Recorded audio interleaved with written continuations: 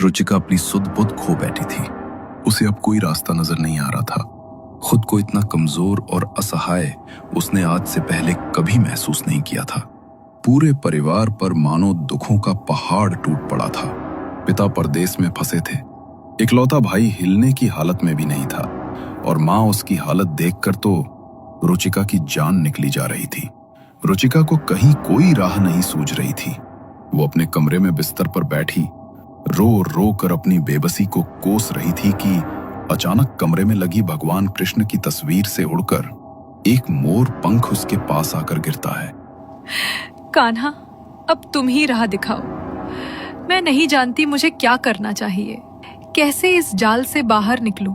अगर मैंने इस घर से अपना कदम भी बाहर निकाला तो वो मेरे परिवार को मार डालेगा। मैं क्या करूं कान्हा, तुम ही बताओ। रुचिका अभी रो ही रही थी कि अचानक उसके दरवाजे पर दस्तक होती है। दस्तक सुनकर रुचिका का रोम रोम डर से कांप उठा था। घबराते हुए उसने घर का दरवाजा खोला तो सामने एक सफेद दाढ़ी वाले व्यक्ति को खड़ा हुआ पाया, जिसने किसी मौलवी जैसे वस्त्र पहने हुए थे। मैं अब्दुल हूँ, यहाँ मजार पर आया था। अचानक तबीयत बिगड़ गई, क्या एक गिलास पानी मिल सकता है? जी मैं अभी लाई। क्या मैं अंदर आ सकता हूँ? थोड़ी घबराहट सी हो रही है। रुचिका इस समय भीतर से बुरी तरह टूटी हुई थी। जो कुछ उसके जीवन में घट रहा था उससे अधिक अब उसे किसी का भी भय नहीं था। इसलिए रुचिका ने उस व्यक्ति को घर के अंदर आने दिया और खुद पानी लेने चली गई। रुचिका के जाने के बाद वो व्यक्ति अपनी लाल लाल आंखों से पूरे घर को गर्दन घुमाकर देखने लगा। ये लीजिए पानी। उस व्यक्ति ने कुछ मन ही मन बुदबुदाया और गिलास में रखे पानी में फूंक मार दी। पानी में फूंक मारते ही पानी का रंग गहरा काला हो गया, जिसे देखकर रुचिका घबराकर एक कदम पीछे हो गई। घबराओ नहीं, मैं तुम्हारी परेशानी समझ गया हूँ। मुझे पहले ही शक हो गया था कि जरूर कुछ तो अनहोनी हुई है यहाँ, और मैं यहाँ वही देखने के लिए आया था। क्या तुम्हें अपने घर से एक अजीब सी गंध आती है? हाँ, लेकिन ये सब आपको कैसे पता? क्या तुम्हें कोई अनदेखी शक्ति अपने आसपास महसूस होती है, जैसे कोई तुम्हारे करीब आना चाह रहा हो? हाँ, उसने मुझे धमकी दी है। अगर मैं ये घर छोड़कर गई तो मेरे पूरे परिवार को मार डालेगा। क्या तुम दिन ढले अकेली उस मजार पर गई थी? हाँ, मुझसे गलती हो गई थी। मैं नहीं जानती थी कि ये सब हो जाएगा। पता नहीं क्या हुआ था, मैं क्यों और कैसे वहाँ पहुँच गई। गलती शायद मेरी है।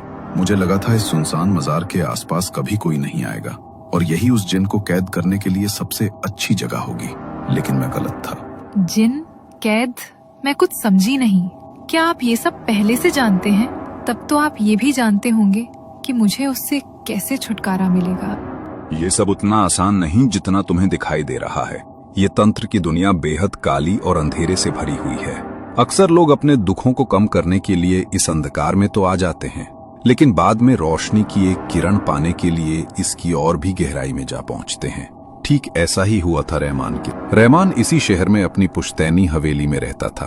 पिछली कई पीढ़ियों से उस हवेली का एक कमरा ताला लगाकर बंद किया हुआ था, जिसे हर पीढ़ी के बुजुर्ग अगली पीढ़ी को न खोलने की हिदायत देकर ही इस दुनिया से रुखसत होते थे। रहमान उस खानदान का आखिरी वंशज था। धूमधाम से उसकी शादी हुई और उसकी 18 बरस की बेगम कहकशा हवेली में आ गई। घर में पुरानी पीढ़ी के नाम पर एक ही सदस्य थी, रहमान की बुआ चांद बीबी, जो उस ताले लगे कमरे के ठीक बगल वाले कमरे में रहा करती थी।